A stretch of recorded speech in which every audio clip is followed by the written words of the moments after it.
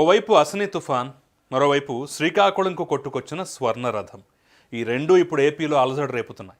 ముఖ్యంగా ఎన్నడూ లేనిది ఒక రథం సముద్రంలో కొట్టుకురావడంతో తీర ప్రాంతవాసులు షాక్ అయ్యారు. ముందుగా భయపడ్డారు, ఆ తర్వాత ఉత్సాహపడి ఒడ్డుకు తీసుకొచ్చారు. ఇప్పుడు అది ఎక్కడి నుంచి వచ్చింది అని కనుక్కుంటున్నారు.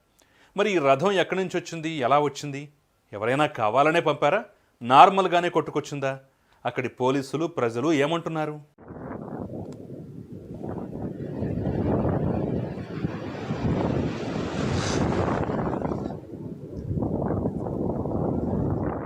బంగాళాఖాతంలో ఏర్పడ్డ అసనీ తుఫాను వల్ల తీర ప్రాంతం అలజడిగా మారింది. ఈ తరుణంలో శ్రీకాకుళం జిల్లా సంతబొమ్మాళి మండలం సున్నాపల్లిలో తుఫాను కారణంగా ఒక రథం సముద్ర తీరానికి కొట్టుకొచ్చింది. బంగారు వర్ణంలో ఉన్నటువంటి ఈ రథం అకస్మాత్తుగా మత్స్యకారులకు కనిపించింది.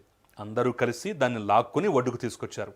అప్పుడు తెలిసింది, ఇది ఆంధ్రాకు చెందింది కాదని, పక్క దేశాల నుంచి వచ్చి ఉంటుందని అనుకున్నారు. వెంటనే పోలీసులు అక్కడికి చేరుకుని దర్యాప్తు చేపట్టారు. రథాన్ని స్వాధీనం చేసుకున్నారు.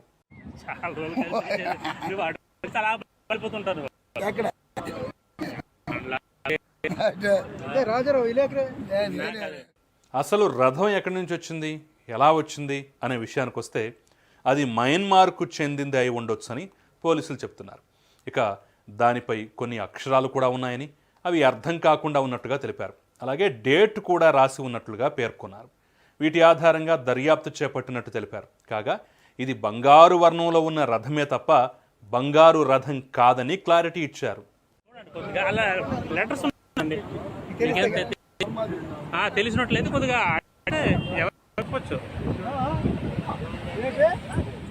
ఇక మరోవైపు అక్కడి స్థానికుల వాదన మరోలా ఉంది. రథం శ్రీలంక, చైనా, జపాన్, థాయిలాండ్ దేశాలకు చెందింది అయి ఉండవచ్చని చెప్తున్నారు.